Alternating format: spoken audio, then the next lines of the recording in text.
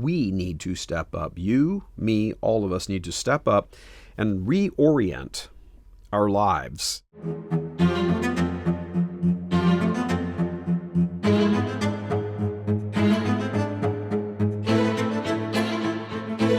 Hello, everyone, and welcome to this edition of the Michael Voris Show. I'm your host, Michael Voris, and today we're going to be talking about woke before woke was woke.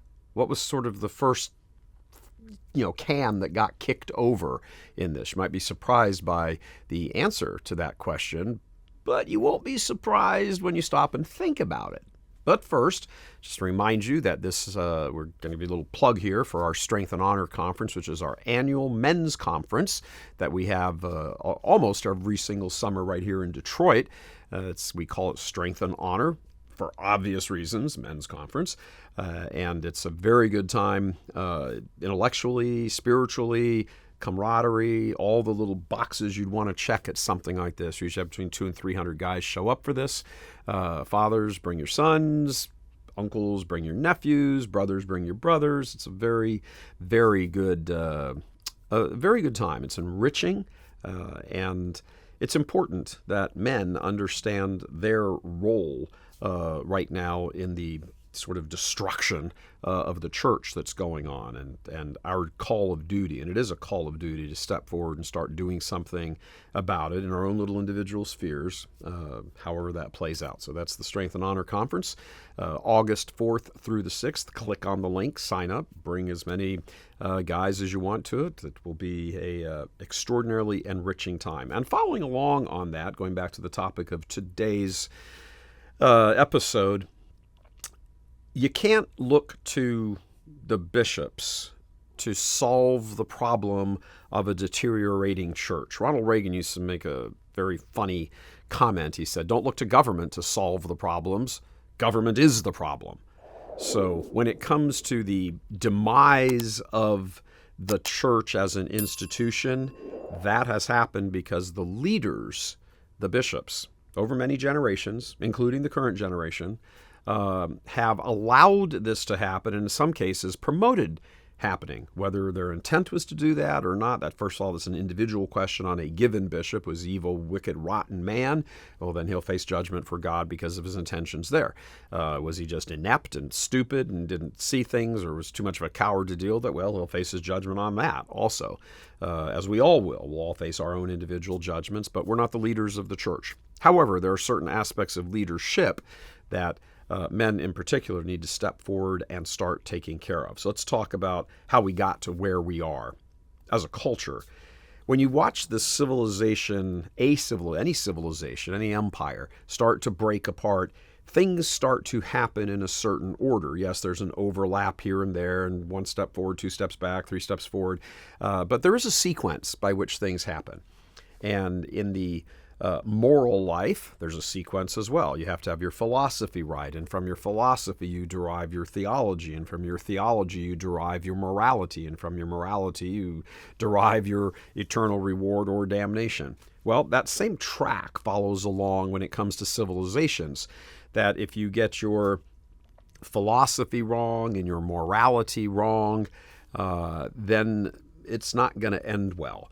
And that's where we are here in the United States right now. But the problem is when you go back from an academic point of view, and that's what this is. It's an academic pursuit, not just for some sort of mental masturbation thing. It's to say when all of this collapses, and it will, because evil always collapses in on itself. It doesn't have the power to sustain because evil is kind of an absence of the good. And when there is almost no good left, there's nothing for the parasite of evil to live on, and it dies. It's like a parasite, finally killing its host. When it kills its host, it dies. But civilizations and mankind, as long as God wants them to, always reemerge and sort of reassert themselves because we're still created good, even though we're flawed and have concupiscence and original sin and all of that. We're not left alone with just that. We also have that we were created good, that we're created in God's image. And all of those things will be very helpful when it comes to reasserting whatever the next civilization is going to be, because this one's over. Western civilization is over. Wake up, done. It's crumbling apart. once it's done crumbling apart, whatever that looks like, however long that takes, a true civilization will have to emerge from it, just as this has happened time after time, throughout all of history. This one, however, the new one, the emerging civilization, has to be built on Catholic principles, period.